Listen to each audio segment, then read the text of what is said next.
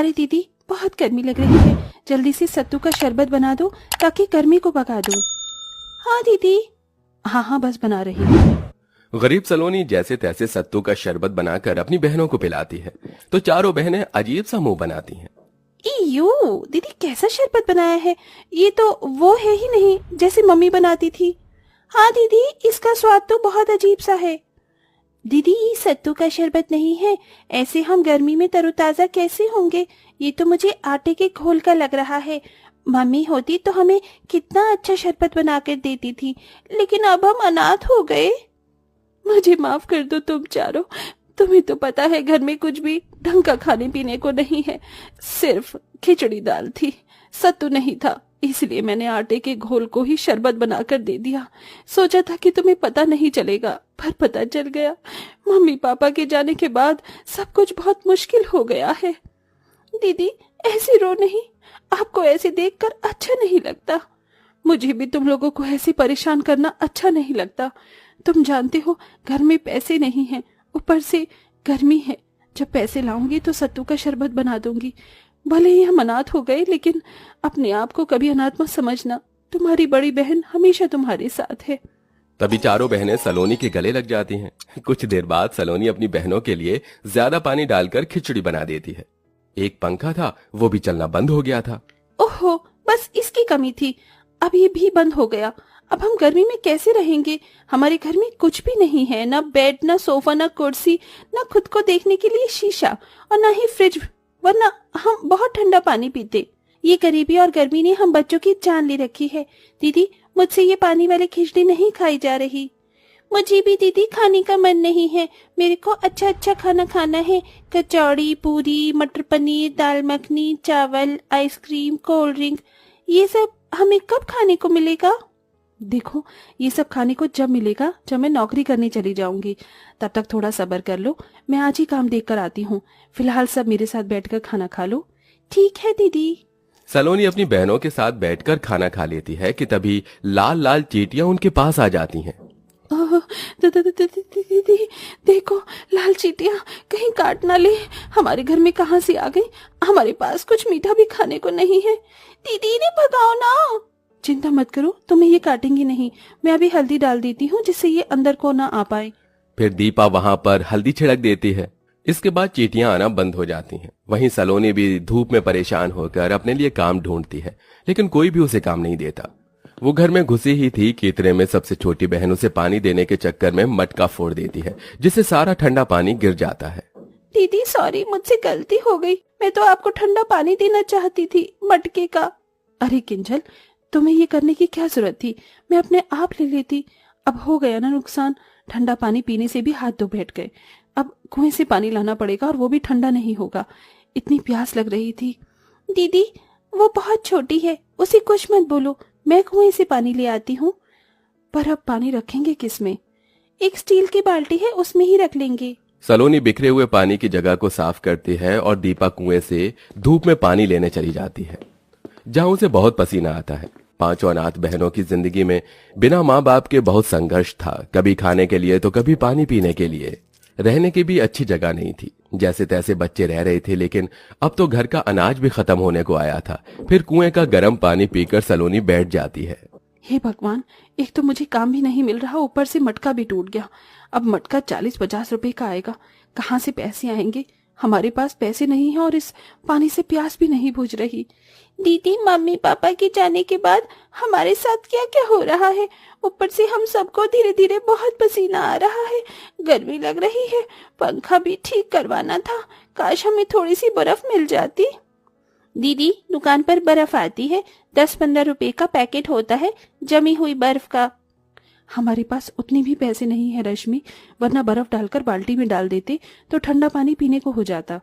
तभी आरती अखबार लेकर सबकी हवा करने लगती है। थोड़ा थोड़ा दीदी, इसी से ही गुजारा कर लेते हैं, आज तो पता नहीं नींद भी कैसे आएगी। फिर रात हो जाती है। सलोनी अपनी छोटी बहनों को चूल्हे पर खाना बनाकर खिलाती है, जिससे घर में धुआं धुआं हो जाता है। रात में सब सो रहे थे कि अचानक से किंजल और रश्मि के ऊपर चूहा चढ़ जाता है, जिससे दोनों डरकर जाग जाती हैं। दीदी, चूहा चूहा। नहीं सलोनी, दीपा दीदी, चूहा नहीं था, वो कीड़ा था। हम जमीन पर सोते हैं, गर्मी में कीड़े भी तो आ सकते हैं। काश हमारे पास कोई बिस्तर होता। वैसे ही नींद नहीं आ रही थी और नींद उड़ गई। हे भगवान, अब कीड़े रात में कहाँ से आ गए। ऐसा करो, तुम दोनों मेरी जगह पर सो जाओ, मैं तुम्हारी जगह पर सो जाती हूँ। ठीक है दीदी। बड़ी मुश्किल से पांचों बहनों को कीड़े और चूहे के डर से नींद आती है। अगले दिन दीपा गर्मी से परेशान होती है तो किंजल को कुएं तक टहलने और थोड़ा पानी भरने के लिए ले जाती है। इतने में एक औरत 2 मटके लाती है, जिससे वो भरती है तो उसके एक फूटे हुए मटके से पानी निकल जाता है। हे भगवान, मेरे घर में बिल्कुल भी पीने का पानी नहीं है और इतनी गर्मी में दूसरा मटका मैं कैसे खरीदूंगी। मेरे पास पैसे भी नहीं हैं। काश ये मटका जुड़ जाता। अब एक मटका लेकर तो घर लेकर नहीं जा सकती। क्यों ना उनके थोड़े से टूटे हुए मटके को मैं ठीक कर दूं? पर कैसे दीदी? बस देखती जा। सुनिए आंटी जी, मैं आपके मटके को ठीक कर देती हूँ। सच में, अगर तुम मेरा मटका ठीक कर सकती हो तो कर दो। दीपा फौरन पेड़ के पास में से चिकनी मिट्टी उठाकर उसमें थोड़ा पानी मिलाकर मटके पर चिपका देती है और धूप में 15 मिनट बाद मटका सूख जाता है। अब पानी नहीं गिरेगा, आप पानी भरकर देख लीजिए। जैसे ही औरत अपने दोनों मटकों को भर लेती है तो खुश हो जाती है। अरे वाह, तुमने तो बहुत अच्छा किया गुड़िया, बहुत शुक्रिया। अब मैं चलती हूँ। सुरेखा अपने दोनों मटके लेकर चली जाती है और जब दीपा किंजल अपनी दूसरी बर्तन को भरती हैं तो किंजल को वहाँ एक बड़ा सा मटका दिखता है। दीदी देखो, ये मटका कहाँ से आया? अभी तक तो नहीं था। अरे हाँ, यहाँ पर किसका मटका होगा ये? अरे ये मटका तो गंदा भी है। दीदी, ये गंदा मटका किसका होगा? भला हमारे ही काम आ जाएगा। हम इसे साफ करके यही वाला पानी भर लेंगे। चलो घर ले चलते हैं। ठीक है, चलो। दोनों बहनें उस मटके को बड़ी मुश्किल से पकड़कर घर पर ले आती हैं और उसे साफ करने लगती हैं। अरे तुम्हें ये मटका कहाँ मिल गया? दीदी, किसी का भी नहीं था, इसलिए हम ले आए। अब साफ करके इसमें पानी भरेंगे। अच्छा है ना, अब ठंडा पानी पीने को मिलेगा। अच्छा दिखाओ, मैं साफ कर दूं। बड़ा मटका है, तुम दोनों से नहीं होगा। तभी सलोनी जैसे ही मटका धोकर रखती है कि उसमें से चमचमाती रोशनी आती है और वो मटका ठंडी ठंडी बर्फ के पैकेट से भर जाता है। ये देख पांचों अनाथ बहनें हैरान हो जाती हैं। अरे वाह, इतनी सारी बर्फ!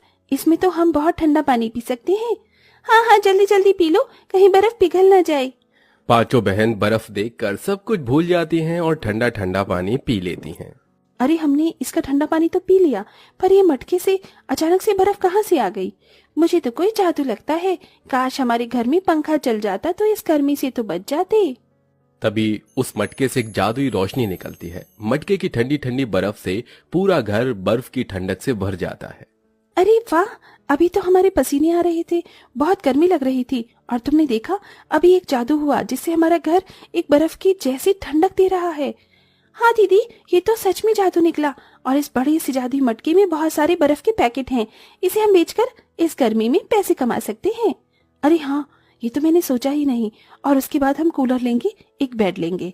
दीदी दीदी, मुझे नए कपड़े चाहिए और फ्रिज भी। दीदी आप अकेले बर्फ बेचने मत जाना। ऐसा करते हैं, मैं रश्मि को ले जाती हूँ और आप बड़ी हैं तो आप आरती और किंजल को साथ रख लीजिए। ये बर्फ पिघलने से पहले हमें बेचनी होगी। ठीक है।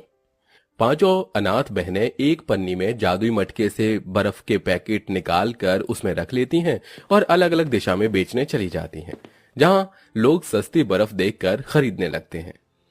बर्फ ले लो, बर्फ, ठंडी ठंडी बर्फ, 5 रुपए का एक पैकेट, 5 रुपए का एक पैकेट।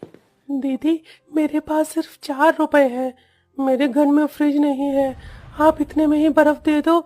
मेरी मम्मी के बुखार हो गया है तो उनको बर्फ लगानी है। ठीक है, ऐसा करो, तुम 2 पैकेट ले जाओ। शुक्रिया दीदी। ऐसे ही पांचों बहनें 2-3 हफ्तों तक उस मटके से जादुई बर्फ मांगती हैं और उन्हें बेचकर पैसे इकट्ठे करती हैं और अपने घर में सबसे पहले सोने के लिए एक पलंग और उसके बाद बर्फ बेचकर कूलर ले आती हैं। अरे वाह दीदी, इस कूलर की ठंडी ठंडी हवा में बहुत मजा आ रहा है। हाँ ये तो है, अब हमें कीड़े भी नहीं काटेंगे क्योंकि हमारे पास फर्नीचर में हमारा सबसे पहले बेड आ गया। अब धीरे धीरे इस जादुई मटके से बर्फ को निकाल कर बेचेंगे और सोफा, फ्रिज सब कुछ ले आएंगे। हाँ हाँ दीदी, आज खाने में अच्छी चीज बनाई है ना आपने? हाँ, तुम सबके लिए मटर पनीर पुलाव और रायता। तो चलो दीदी, ठंडी हवा में बैठकर खाना खाते हैं। 1 मिनट, रायते में बर्फ डालने के लिए जादुई मटके से मांग लेती हूँ। हे जादुई मटके, हमें बहुत सारी बर्फ दे दो। दीपा के कहते ही जादुई मटके की रोशनी से बर्फ का पैकेट पूरा भर जाता है और वो अपने रायते में डालकर मजे और खुशी से कूलर की ठंडी हवा में खाना खाते हैं। आज वो पहला दिन था जब वो अपने माता पिता के जाने के बाद सुकून से खाना खा रहे थे और अब धीरे धीरे उस जादुई मटके से बर्फ के पैकेट बेचकर वो थोड़े दिन बाद अपने लिए फ्रिज ले आते हैं और उसके थोड़े दिन बाद सोफा और धीरे धीरे करके अपने घर को अच्छा करके सारा फर्नीचर का सामान ले आते हैं। जिसके बाद पांचों अनाथ बहनों की जिंदगी उस बर्फ के मटके से बहुत आसान हो जाती है और सब खुशी खुशी रहने लगते हैं।